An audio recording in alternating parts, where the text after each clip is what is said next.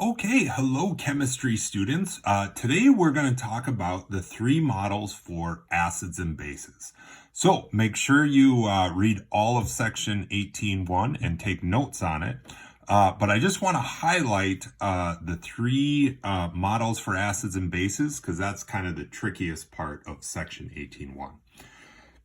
Okay, so there are three models for what constitutes an acid and what constitutes a base. Now, keep in mind, this chart is in your resource packet, so make sure you refer to it often because it will really help, okay? So, first of all, let's talk about Arrhenius, okay? And these are all chemists.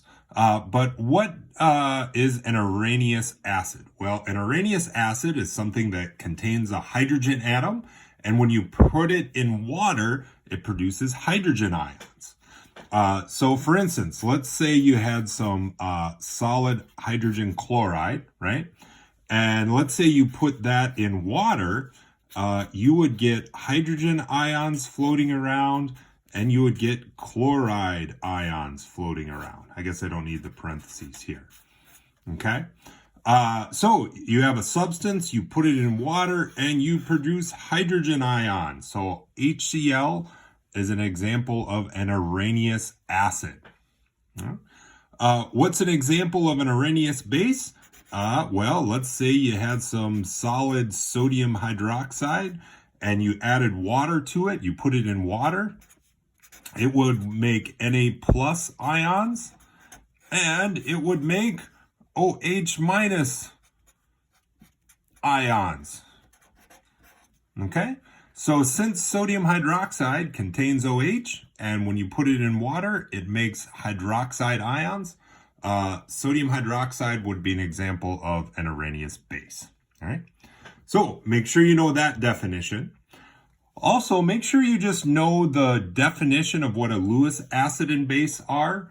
They are electron pair acceptors and electron pair donors. I'm not going to ask you to use that information on an equation, but you should know the basic definition. Okay, we're going to spend most of our time though on the middle definition, the Bronsted-Lowery model definition for what is an acid and what is a base. And so let's actually go to the notes here real quick. All right.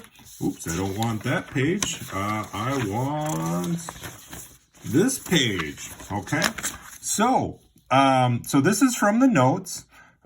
Notice that Bronsted-Lowery gets rid of hydroxide for the base and basically just says an acid is a hydrogen ion donor and a base is a hydrogen ion acceptor. And it's a more inclusive model, so more things can be acids and bases under this model, okay?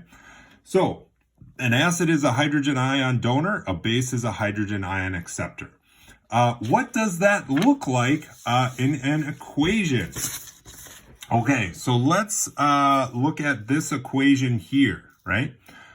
So in this equation, I have ammonium reacting with hydrochloric acid to make NH4Cl, okay? Now let's take a look at this equation and see what is going on, okay? So it looks like here HCl is turning into Cl minus. So what's happening? It's losing a hydrogen, right? What is happening to this hydrogen? Well, this hydrogen is leaving HCl and is going over to here. This is NH3, and it's forming NH4, right? So since HCl is losing a hydrogen ion, you could say it's donating. Okay, so this HCl is donating the H+, and NH3 is accepting the H+, all right? So what does that mean? I always go right back to my resource packet. Okay, hydrogen ion donor is HCl. Donor, that must be the acid, right? And the acceptor is the base. Okay, So you kind of have to have an equation to figure out if it's the acceptor or the donor. You can't just do it in by itself. All right. So those are example of Bronsted-Lowery acid and Bronsted-Lowery bases. Okay. Let's keep going here with this model. So the next thing we're going to talk about in the Bronsted-Lowery model is that sometimes these equations are reversible. They'll go both ways. And you actually have acids that turn into bases and bases that turn into acids, and they go back and forth, okay? When we have this situation, we're going to define two new things. The conjugate acid is the species produced when a base accepts a hydrogen ion, and a conjugate base is the species produced when an acid donates a hydrogen ion, okay?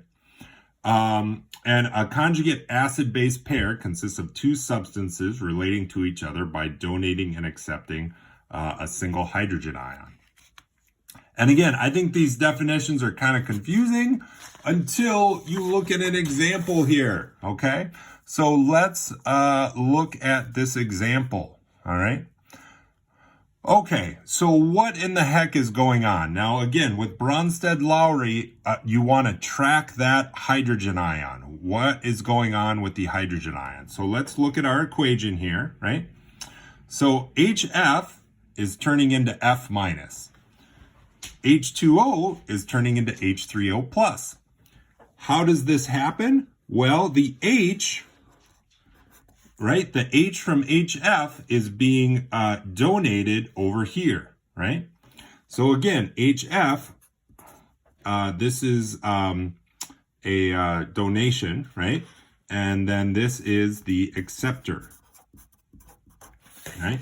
So again, always have your resource packet handy, right? Donor is the acid, base, the H plus acceptor, right? So right now, I'm just going to write here, HF, donor, that's the acid, right? So let's write that down here. HF is the acid, and H2O is the acceptor, so it is the base, okay?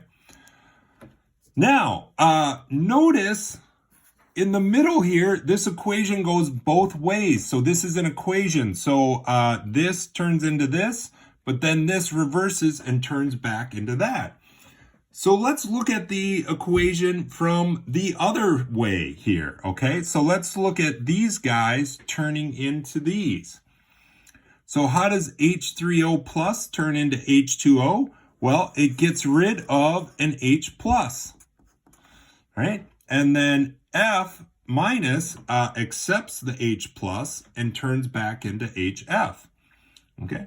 So now H3O plus turns into the donor, right? And F minus turns into the acceptor, okay? So that means H3O plus, since it's the donor, it's the acid, but since it's on the product side, we call it the conjugate acid, okay? And then F minus is the acceptor, but it's on the product side, so we're going to call this the conjugate base. So your acid and base will always be on the reactant side, and your conjugate acid and base will always be on the product side, all right? Now, notice here, so here, let's write, so this is the donor, so this is the conjugate acid, and this is the acceptor, so this is the conjugate base.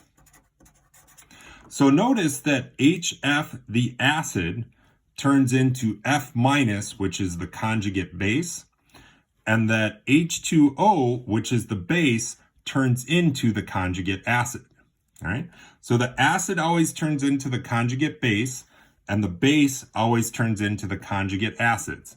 The acids and bases are always on the reactant side, and the conjugate acid and conjugate base are on the product side, okay?